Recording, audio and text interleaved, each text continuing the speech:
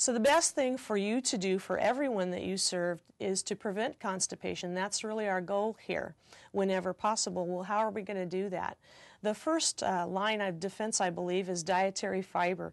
So within their diet order that they might have, perhaps they have some specifics that need to be paid attention to within their diet order. If we can add bran cereals, bran muffins, figs, prunes, dates, apricots, vegetable fiber, you might have some other ideas. As long as we remember that if they have a dietary order that's got some parameters for consistency or calorie count or anything else, that we need to be respectful to that.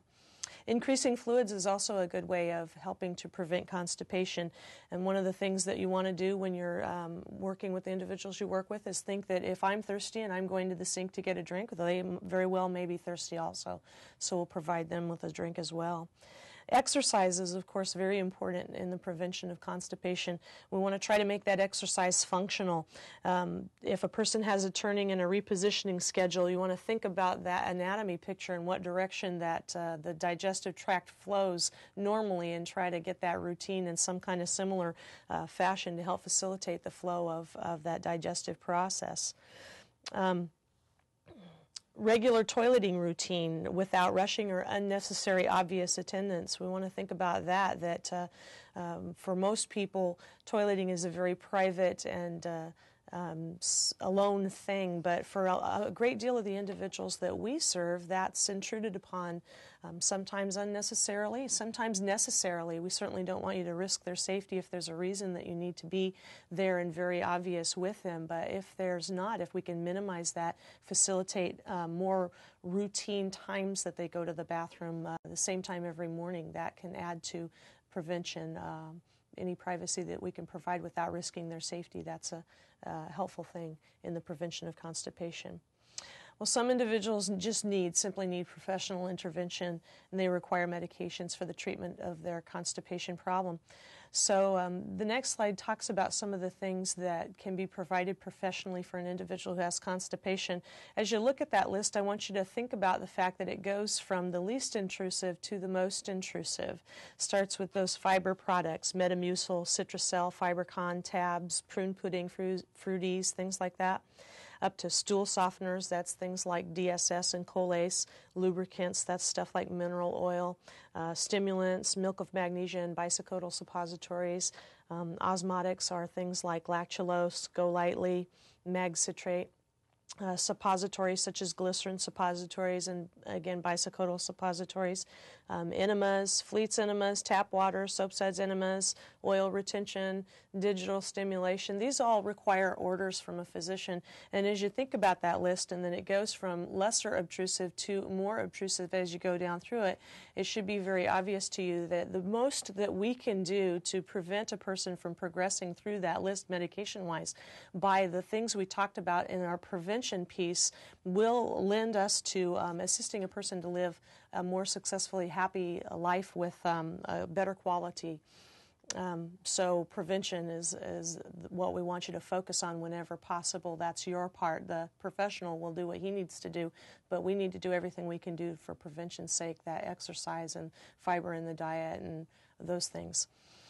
Well, when do I need to call 911 when a person has problems with constipation? That doesn't normally make us think about calling 911, but most certainly there's the possibility that constipation can progress into an emergent situation if there's a bowel obstruction where the bowel becomes blocked and nothing is able to pass through there, and various other possibilities. So when do I call 911?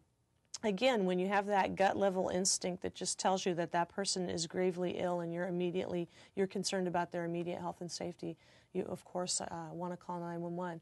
If the person is vomiting material that smells like BM, that's definitely a call 911 indication. If they have a very hard protruding abdomen, I've heard that described sometimes as like a basketball or a watermelon, then you want to call 911. If that person is having severe abdominal pain, call 911. So there are some life-threatening possibilities for an individual with constipation. We alluded to that. What do we mean by that? What can happen for a person just because they have constipation? We don't usually think of life-threatening when we think of constipation. Constipation can progress in an individual from just an issue with discomfort to an actual bowel obstruction. That's where the bowel is blocked and nothing can move through it.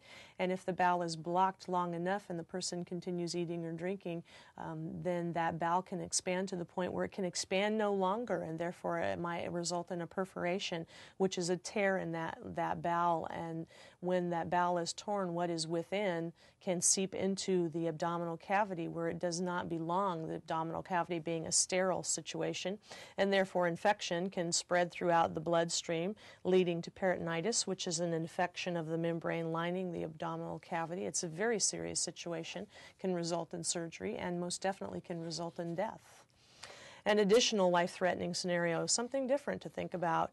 A person with chronic constipation can have chronic distension of the colon, which is sometimes referred to as atonic bowel, or maybe they have what you've heard of as a megacolon, and that can lend itself to chronic laxative use of suppositories, use of enemas, and basically climbing that ladder of medications and intrusive measures that we talked about earlier, and just removing the quality of life that a person would normally lead.